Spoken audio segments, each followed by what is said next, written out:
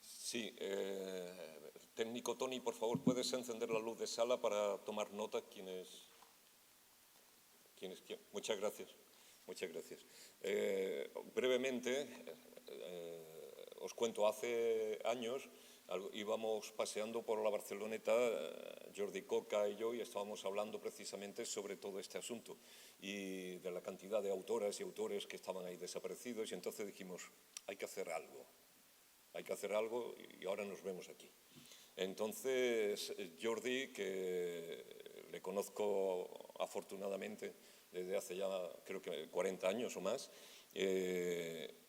fue cuando yo empecé a organizar el Teatro Municipal de Marbella en el año 82, pues él fue del primer profesor, creo, que trajimos de Barcelona allí para enseñarle a los actores las técnicas, y el Instituto del Teatro de Barcelona era, en toda aquella época, fue un referente clarísimo de la docencia, ¿no? Y él ha sido profesor en ese Instituto del Teatro en Barcelona y ha llegado a ser director durante varios años, en el que consiguió hacer una reforma considerable y muy importante de lo que era la docencia, y también el teatro como espacio y como lugar de entender la profesión y la enseñanza. Y eso fue una aportación muy interesante que él realizó con un congreso en el año 85 magnífico, trayéndonos cantidad de creadores y poniéndonos al día de lo que se estaba haciendo en el mundo y del pensamiento en torno a la arte escénica en aquella época. Aparte de toda su labor como docente, él es escritor, es novelista, tiene un montón de novelas premiadas, gran parte de ellas. También es ensayista, ha hecho un libro magnífico que os recomiendo sobre Shakespeare, un estudio sobre Shakespeare súper detallado y dándole la vuelta a muchos conceptos y a muchas ideas que teníamos sobre él, y muy bien enmarcado dentro del contexto histórico de la época, que eso él lo domina fantásticamente. Y entonces la mirada de Shakespeare dentro del marco histórico con una precisión crítica magnífica, yo creo que eso es una aportación que ese libro tiene, que nos hace ver la lectura de las tragedias y de las obras de Shakespeare de una manera diferente, ¿no? Os invito a ello, a ver si podéis conseguir leer ese ensayo, ese libro. ¿Sabéis catalán? Se editará en castellano rápido, ¿no? No creo. Vale, bueno, pues él, aparte de eso, es director de teatro. Aquí pudimos ver un trabajo de Beckett, que creo que fue el año pasado, ¿no? Cuando vino al MVA, allí en Diputación, en calle Ollerías. Es decir, que es un hombre de teatro.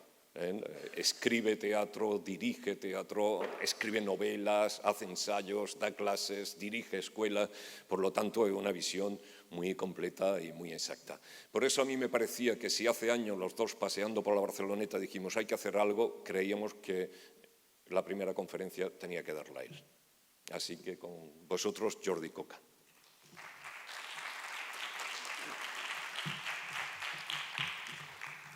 Bueno, supongo que ya os imagináis la cantidad de sobornos que he tenido que pagar para que Rafa sea tan amable conmigo.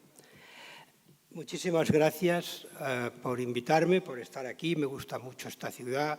Tengo ya, puedo decirlo, muchos amigos aquí.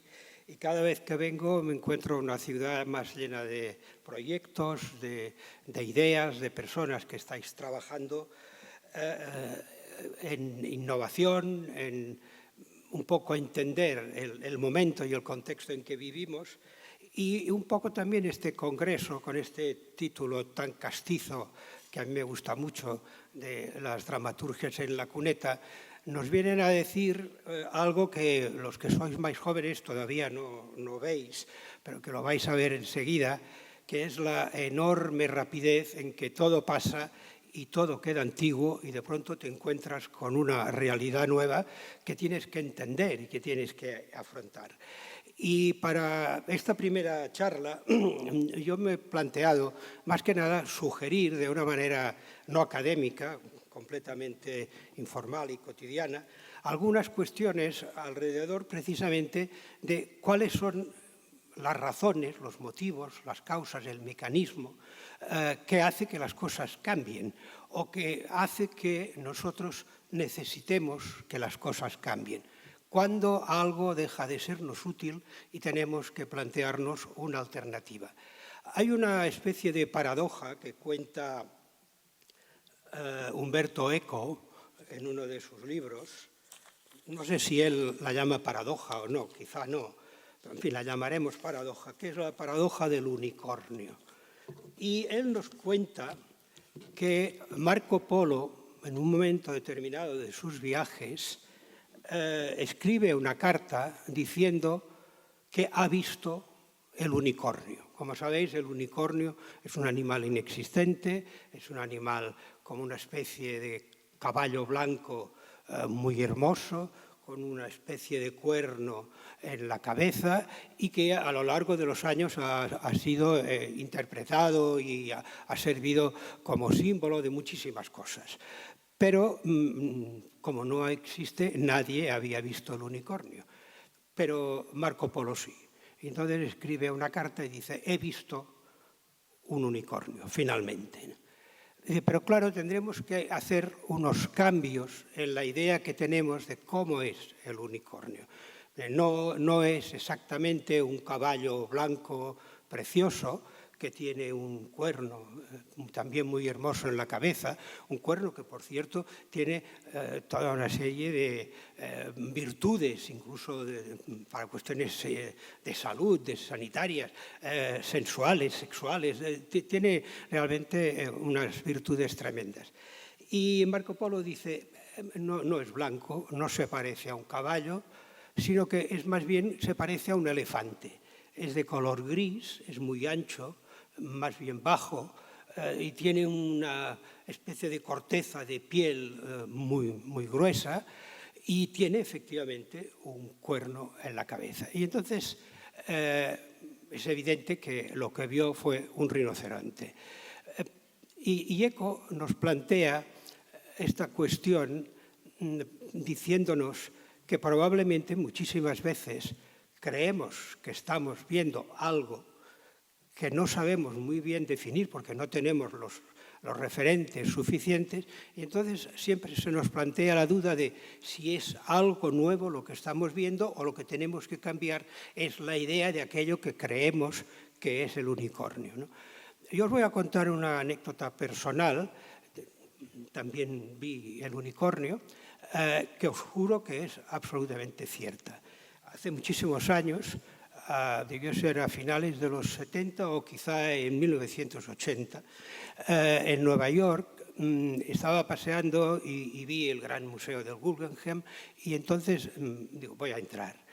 Y entré, no había nadie y estaba todo lo que era el acceso a la sala de exposiciones, que como sabéis es una especie de rampa que va subiendo, estaba lleno de cables, de fluorescentes en el suelo, todo estaba como a medio instalar. Y digo, es raro que me hayan dejado entrar aquí, ¿no? Porque no sé qué sentido tiene. En fin, es evidente que estaban montando la exposición. Conseguí llegar hasta arriba de todo, del espacio, y todo era lo mismo. O sea, unos fluorescentes en el suelo, otros apoyados en la pared, cables, conexiones. Bajé y, sorpresa, cuando salía me encontré con una información. Aquello no era una exposición que se estaba instalando, sino que era una auténtica exposición de un artista que trabajaba con luz, con fluorescentes, que se llamaba, creo que todavía sigue vivo, Dan Flavin, un autor, no sé si llamar conceptual o lo que sea, que realmente nos estaba enseñando su obra. Entonces yo tuve que realizar la operación mental, que supongo que en 1917 tuvieron que hacer todos los que en aquella ocasión pudieron ver por primera vez una exposición de Duchamp en la que lo que se mostraba era un urinario. Ahí Duchamp, como el primer artista del siglo XX que nos hace que nos enfrentemos a una evidencia de que en el fondo lo que sea o no sea arte, lo que sea que esté bien o que esté mal, es una cuestión completamente subjetiva, que somos nosotros los que tenemos que decidirlo.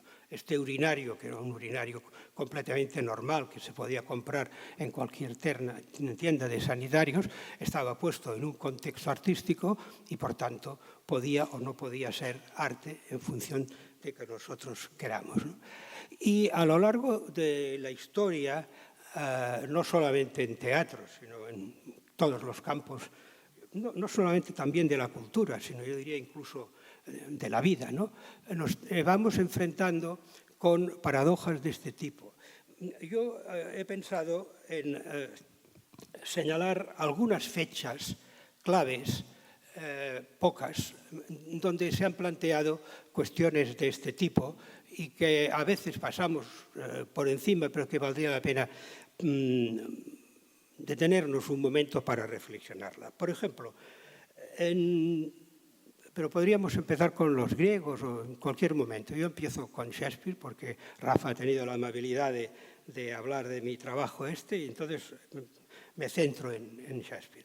En 1599, la reina Elizabeth, que era una Tudor, que es algo como decir que era una dictadora feroz, con un padre absolutamente loco, etcétera, etcétera, etcétera, pero que fue una grandísima reina, en 1599 decidió, y hizo un decreto pertinente para esto, que no se podía en literatura dramática utilizar ninguna referencia del contexto histórico o del pasado histórico de Inglaterra.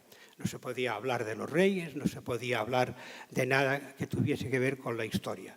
Hasta este momento, el teatro de Shakespeare consistía precisamente en hablar de los reyes, o sea, era su actividad más lucrativa y un poco estaba construyendo su gran dramaturgia a partir de ahí, ¿no? Pero entonces, ¿qué supuso que la reina decidiese en este momento que no se podía seguir trabajando de esta manera? Pues supuso ni más ni menos que el pobre Shakespeare, que debía ser en aquel momento todavía un hombre muy joven, debía tener unos 30 años o 30 y pocos años, como era muy pillo y seguramente muy de derechas, dijo, bueno, a ver, ¿qué le gusta a la reina? La reina, que era una mujer muy culta, preparadísima, que hablaba inglés, italiano, francés, español, griego perfectamente, bueno, no, latín perfectamente y griego muy bien. Lo que le gustaba leer eran los autores griegos y sobre todo Plutarco. Y entonces Shakespeare se planteó, pues yo ya si no puedo hablar de lo que hasta ahora he hablado, que es de mi realidad histórica, de que nos ha llevado hasta aquí, de los reyes, entonces tengo que hablar de algo que a la reina le guste. Y digo, bueno, pues voy a hablar de Julio César.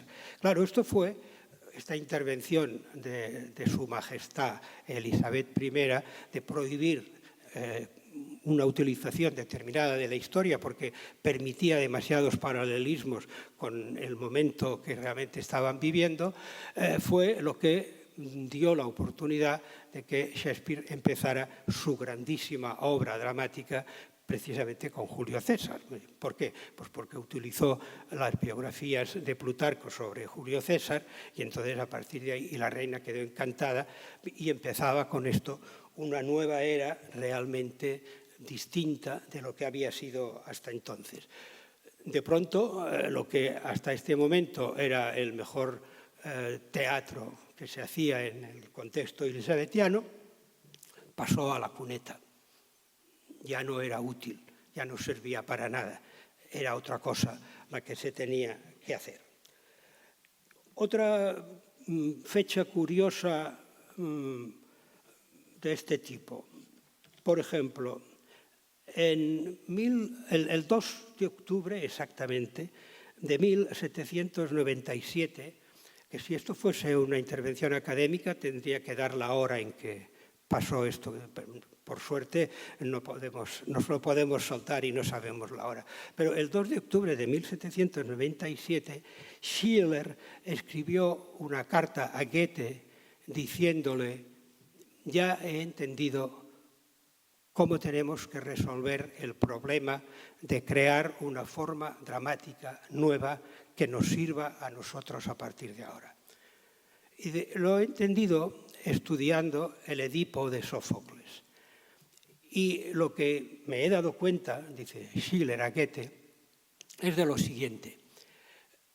Sófocles, cuando escribe el Edipo, lo plantea de tal manera que todo de lo que se está hablando, de lo que se va a hablar y se está hablando a lo largo de la representación, es algo que ya ha sucedido. Es decir, hay un pasado que es tematizado para construir la forma dramática nueva. Ahí empieza el drama contemporáneo. Sin esta fecha, sin esta referencia, sin este momento en que Schiller descubre que efectivamente hay una forma que nos puede permitir construir un artilugio escénico que funciona perfectamente y que además permite los mecanismos de verosimilitud como hasta entonces no se conocían. Sin esto, pues, por ejemplo, no existiría Ibsen. Ibsen existe, y está muy claro en uno de sus dramas, en muchos, pero en uno que a mí especialmente me gusta, que es el Johann Gabriel Bormann, se puede contar una historia absolutamente trepidante, novelesca, de un señor que es un empresario y que decide que para cambiar la sociedad e impulsar casi los mecanismos nuevos de industrialización, que está autorizado para saltarse las normas y las leyes y los sistemas bancarios y todo lo que haga falta, porque él quiere construir esta sociedad nueva, ¿no? Y por ahí, con las prisas y con este lío, además juega con dos señoras que son hermanas, y primero juega con una y luego con la otra, y él no se siente en absoluto responsable porque, al revés, o sea, su visión de que hay que construir una sociedad nueva le permite saltarse normas de todo tipo, ¿no? Bueno, esta historia complicadísima de Johann Gabriel Bormann, que es el título de la obra y el nombre del personaje, se puede escenificar y se construye este mecanismo de verisimilitud en el teatro de Ibsen gracias a la forma dramática. Y esto se consigue porque él lo que hace es que las dos hermanas, cuando empieza la obra, se encuentran en escena, es lo primero que nosotros vemos, y luego aparecerá el marido, que ha ido a la cárcel finalmente por las responsabilidades que ha tenido con la serie de incorrecciones que ha cometido, o de delitos incluso, y al final, cuando sale de la cárcel, lo condenan todavía a estar encerrado en casa y el hombre está todo el día paseando por el primer piso de la vivienda. Y entonces estas dos hermanas, con las que él había tenido relaciones, están hablando precisamente del tiempo que hace que no se encuentran, que las cosas que han sucedido, y va tematizando toda esta complicadísima historia. Esto, sin la forma dramática que este 2 de octubre de 1797 se inventó Schiller, no hubiera sido posible. Y sin esto tampoco hubiera sido posible el paso siguiente, que es, por ejemplo, el teatro de Chekhov, que funciona exactamente igual que el teatro de Ibsen, con una diferencia, que todo este tema complicadísimo que tematizamos en el teatro de Ibsen, con contenido social, sea que habla de una mujer y de cómo rompe con su marido, o de cualquiera de los temas que utilizan sus obras, en el teatro de Shakespeare, en el teatro de Ibsen, en el teatro de Chekhov, perdonad, en el teatro de Chekhov se cambia porque el conocimiento que tenemos de este pasado es muy delicado, es muy pequeño. Y efectivamente lo que sabemos, por ejemplo, de las tres hermanas, ¿no?, de Chekhov, es casi nada. O sea, que viven en un contexto militar, que su padre ha muerto, que una de ellas quiere ir a Moscú, pero nada más. Entonces, si tematizamos esto, lo que estamos tematizando es el silencio, lo que no sabemos, la importancia de las pausas. Esto que nos deja solos completamente delante de la incertidumbre, de no saber, no entender muy bien lo que ha pasado, porque no ha pasado nada, pero a pesar de todo las cosas han cambiado, y al mismo tiempo con la sensación o la certeza de que tenemos que actuar, que hacer algo, pero tampoco sabemos qué, porque no sabemos hacia dónde ir. De manera que unas pequeñas frases que se escriben el 2 de octubre, no sabemos a qué hora, de 1797, condicionan absolutamente todo lo que es nuestro teatro actual, incluso hasta ahora mismo, y la cantidad de cosas que tenemos que lanzar a la cuneta. Otra fecha importante podría ser, por ejemplo, 1857. ¿Qué pasa en 1857? Pasa que se publica una obra absolutamente capital para todos nosotros, que es Las flores del mal de Baudelaire. Por primera vez, el concepto de flores se invierte solamente con el título, y las flores dejan de ser en poesía algo hermoso y algo bonito y agradable, una referencia positiva, como habían sido hasta entonces, y pasan a ser las flores del mal, ni más ni menos, ¿no? Ahí solamente con el título ya se ha dado un cambio absolutamente brutal a un concepto central. No sé si me alargo mucho. En esta obra hay dos conceptos distintos de belleza. Hay dos poemas, un poema que se llama precisamente Beauté, la belleza, donde la belleza se describe según los cánones más clásicos de equilibrio, ponderación, de bondad, como una cosa absolutamente positiva, en términos casi clásicos. Pero luego hay otro poema que se llama El himno a la belleza, donde la belleza está descrita completamente al revés. O sea, lo que nos dice Baudelaire es que la belleza es algo perturbador, que aparece cuando menos nos lo esperamos y que casi se nos sienta encima de nuestras piernas y no sé cómo se dice en castellano, pues nos trasbalsa, o sea, nos altera, de alguna manera nos condiciona y nos sacude toda nuestra estructura mental hasta profundidades muy evidentes, por el simple hecho de que esta belleza, que no es nada positivo, sino que algo que nos viene de un mundo desconocido, o viene de los infiernos, o viene de la propia maldad, y nos deja también otra vez delante de la evidencia de que estamos solos, de que no sabemos nada, y por otra parte, que somos una especie de ciudadanos perdidos en la metrópolis moderna, sin entender qué culpa tenemos porque estamos vivos ni porque no sabemos exactamente qué hacer. Con este poema, con esta dualidad posible de dos conceptos de belleza, lo que hace Baudelaire es introducir el concepto de modernidad y con una tacada, esto como si fuese una partida de billar, sería con una tacada solamente, destruye una de las cosas más importantes que hemos tenido en la cultura occidental, que es el romanticismo. El romanticismo era una galaxia absolutamente enorme donde cabía todo.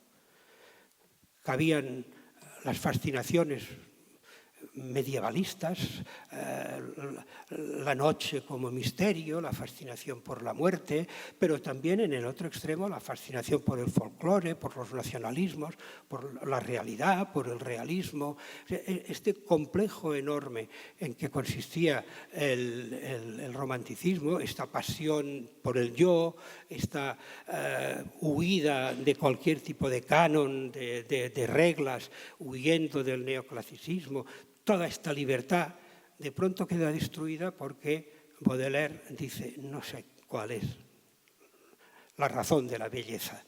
Hay dos, no sé cuál cuál es y el no saber nos deja a este pobre ser humano que va pasando de la fascinación por el exotismo, la fascinación por las drogas, la fascinación por el vino, la fascinación por el sexo, hasta llegar al momento en que entiende que quizá la única explicación esté más allá de la vida, porque en la vida efectivamente no hay explicación.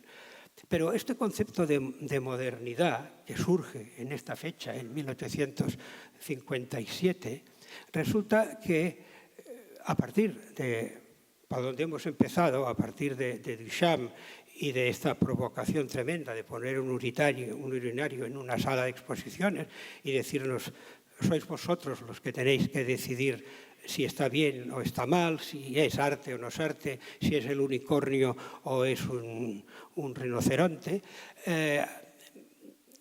nos lleva a un siglo donde resulta que hemos construido toda una especie de síntesis de lo que somos, el siglo XX, a partir no de la idea de modernidad, sino a partir de la idea de las vanguardias.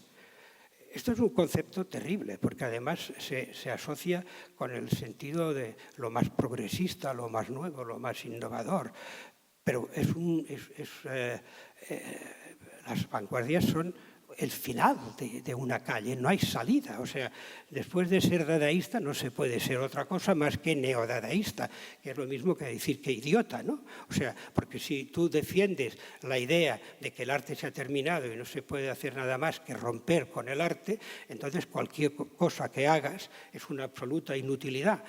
Y más inútil todavía si pretendes volver a decir otra vez más que esto no sirve para nada. De manera que lo que después de Baudelaire era este camino de modernidad que nos abría a una infinidad de posibilidades, se reduce a conceptos como el concepto de vanguardia que presiden todo el siglo XX y nos dejan maniatados sin saber realmente qué podemos hacer.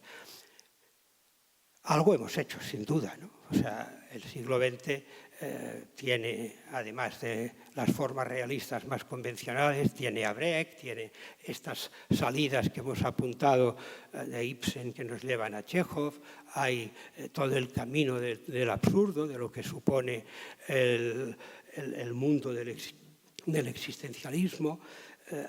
Hay muchísimas cosas que se han ido construyendo a partir de no saber exactamente dónde íbamos y dónde vamos, porque yo creo que es donde estamos.